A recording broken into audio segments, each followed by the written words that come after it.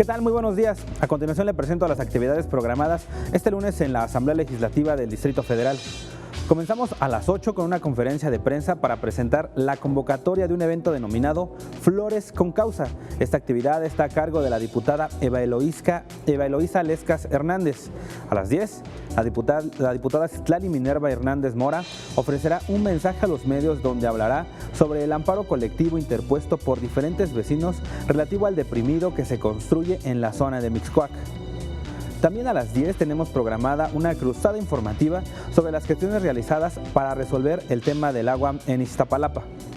A las 11 se realizará una reunión de trabajo de la Comisión Especial para la Preservación del Patrimonio Histórico-Cultural de la Ciudad de México. A las 11:30, en la explanada del Zócalo, tendrá efecto una jornada de difusión sobre el nuevo sistema de justicia penal. Esta actividad es organizada por el diputado Israel Betanzos Cortés. También a las 11:30, en las oficinas de la Procuraduría General de Justicia Local, el diputado Adrián Rubalcaba Suárez dará un pronunciamiento para deslindarse de su supuesto vínculo con un grupo delictivo. Con el mismo horario, pero en la unidad profesional Adolfo López Mateos del Instituto Politécnico Nacional, se realizará la entrega de una carta dirigida al rector de esa casa de estudios, Enrique Fernández Fasnat, para que en el ámbito de sus facultades pueda integrarse a la cumbre metropolitana por el agua.